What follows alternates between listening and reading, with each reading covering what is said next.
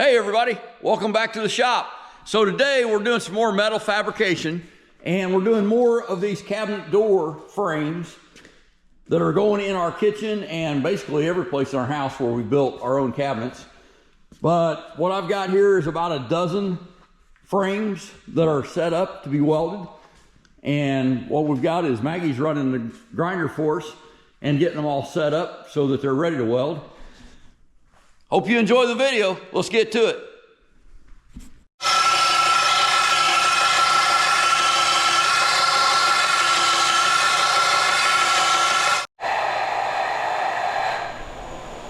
All right, so how we're doing this is I cut all these out yesterday, and then Maggie started grinding them.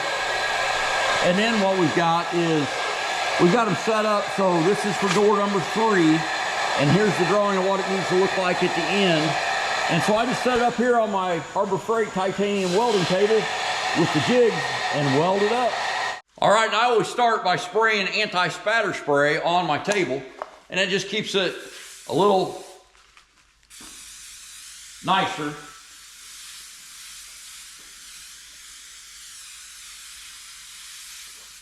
That'll keep any of the BBs from sticking to it.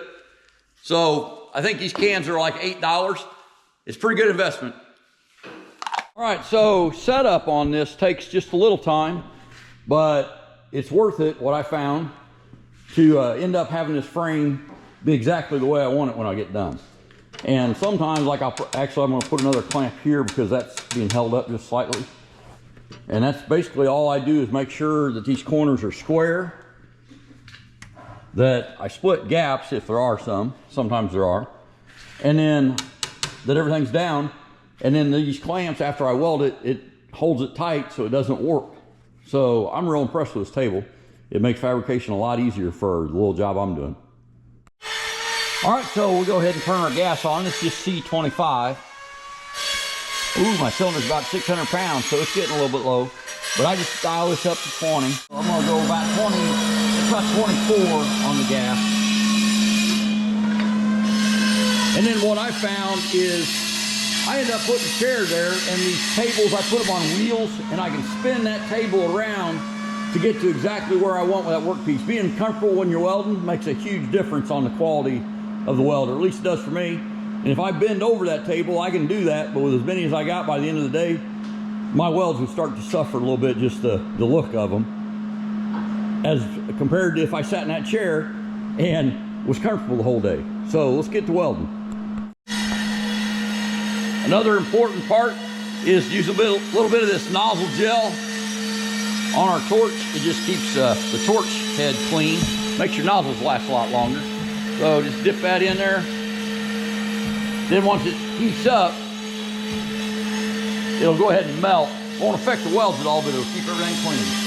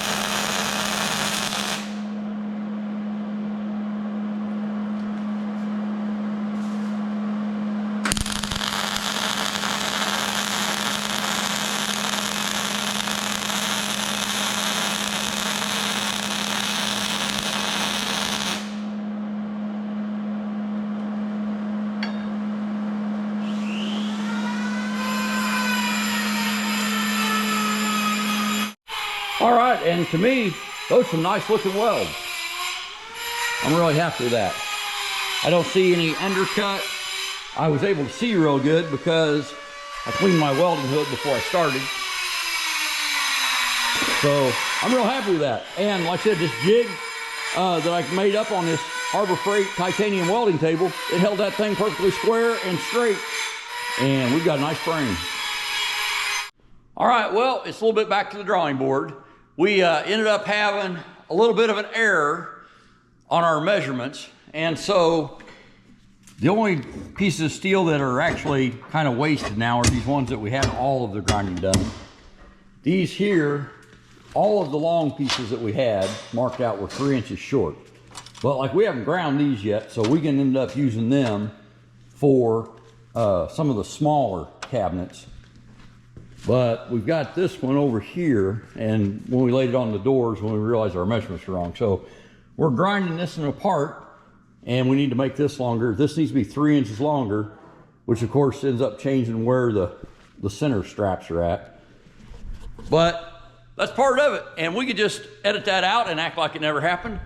But you know, that's part of doing DIY projects. So it probably is going to cost us about 8 hours of labor, and we're not happy about it, but it's reality. So we're moving on, moving forward. So now it's back to cutting for a little bit. And then, unfortunately for Maggie, there's a whole bunch more grinding to do. All right, we'll catch you when we resume welding. All right, and this will be the last recut. And this one's at 17 7/8, which is right there.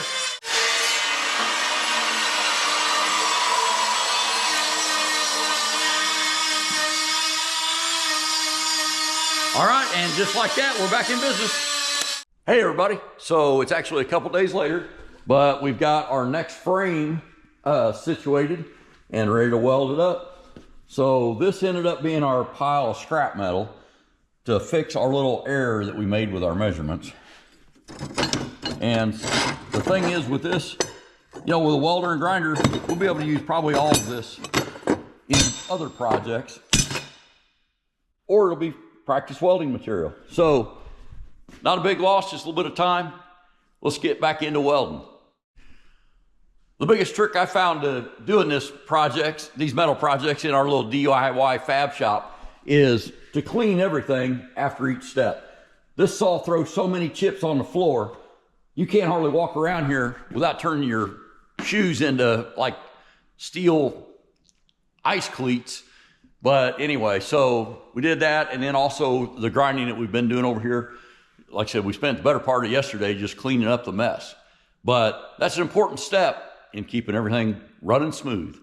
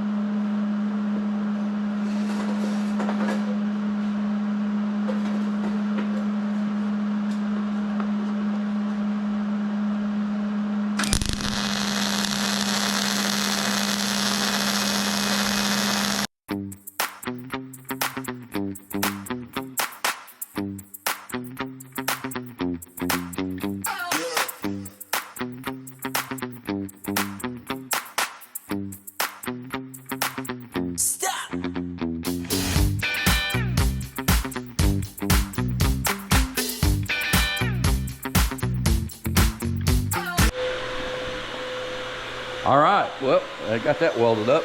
Let's check it out.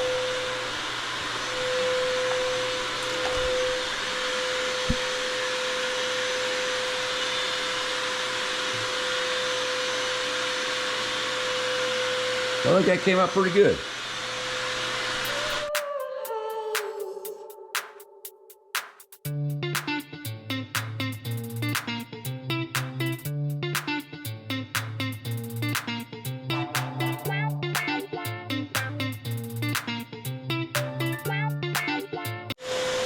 Just can't say enough good things about these titanium Harbor Freight welding tables with these fixture jigs.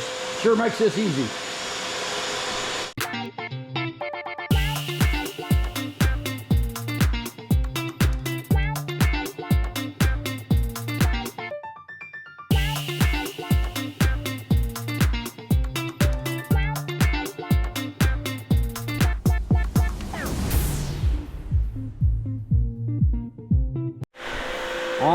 I like it a lot.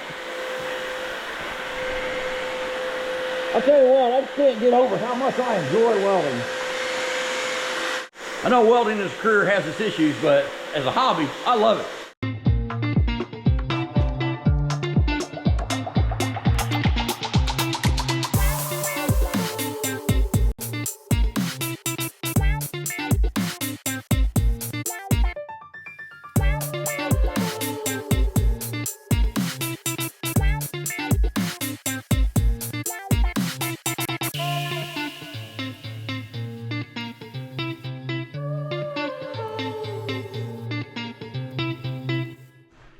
All right, so changed settings a little bit and a little happier with the results. I've been getting these sitting up pretty high. They're almost looking like woolly worms on there.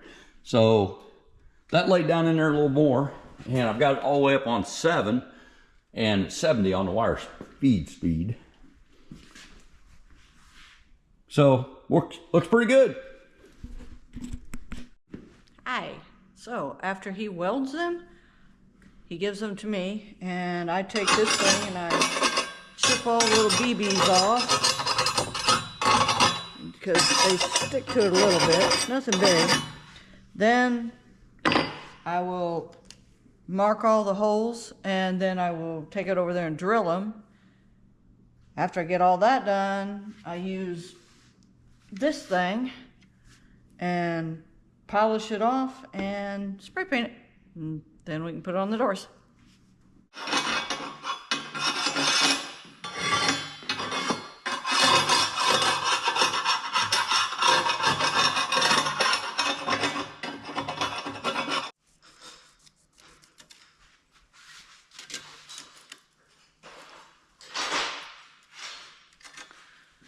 So at this point, I'm just marking the centers of the long beams, which are 1.5 inches, so 3/4 of an inch.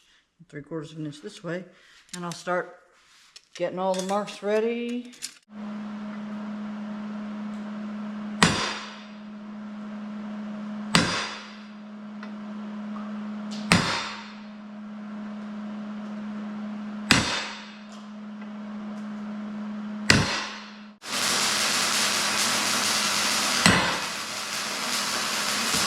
I will take it over to the drill press.